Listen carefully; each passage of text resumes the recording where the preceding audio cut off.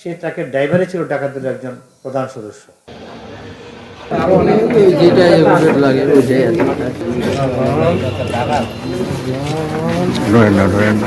হ্যাঁ ভাই ফেলে দিবেন তো।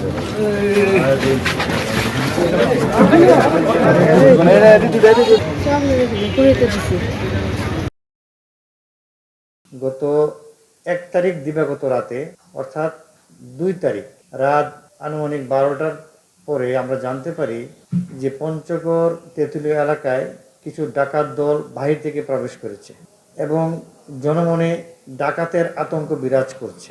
এই প্রেক্ষিতে আমরা সংবাদ পেয়ে আমি এবং আমার অতিরিক্ত পুলিশ সুপার, যিনি পুলিশ সুপার পদে পদোন্নতিপ্রাপ্ত, তাকে নিয়ে আমরা প্ল্যান করে তেঁতুলিয়া সদর এবং ডিবির সমন্বয়ে আমরা 4টি টিমকে, আমি সহ এবং আমার এডিশনাল এসপি সহ আমরা রওনা করি তেঁতুলিয়ার দিকে। সেখানে যাওয়ার পরে প্রযুক্তিগত ইনফরমেশনের মাধ্যমে গতিবিধি লক্ষ্য করি এবং ভোজনপুর এলাকায় তাদেরকে আমরা লোকেট করার চেষ্টা করি। বাই দিস টাইম কিছুক্ষণ পর আমরা জানতে পারি যে আজিজনগর বেলায়েত মাস্টারের বাড়িতে ইতিমধ্যে ডাকাতি হয়ে গেছে। তখন আমরা দ্রুত সেখানে যাই, গিয়ে ডাকাতদের সম্পর্কে, তাদের অবয়ব সম্পর্কে জানতে পারি। তারপর জেনে আমরা প্ল্যান করে আমাদের পঞ্চগড় এলাকার তেঁতুলিয়া সদর সহ দেবীগঞ্জ পর্যন্ত আমরা তখন চেকপোস্ট বসাই, তারা যাতে আমাদের জেলা থেকে বের হতে না পারে। সেজন্য আমরা সকল প্রায় তেঁতুলিয়া সদর এবং দেবীগঞ্জ পর্যন্ত প্রায় 7টি চেকপোস্ট, পাশাপাশি রেল স্টেশন, বাস স্টেশনে আমরা চেকপোস্ট বসাই।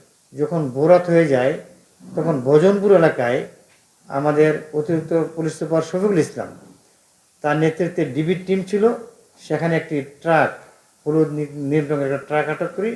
সেই ট্রাকের ড্রাইভারই ছিল ডাকাত দলের একজন প্রধান সদস্য। সেখান থেকে আমরা তথ্য পেয়ে আমরা বাকি আরও 4 জনকে, এরা বাসে করে, ইন্ডিভিজুয়ালি এরা বাসে করে যাচ্ছিল, 2টা বাস থেকে 2 জন করে আমরা শনাক্ত করি।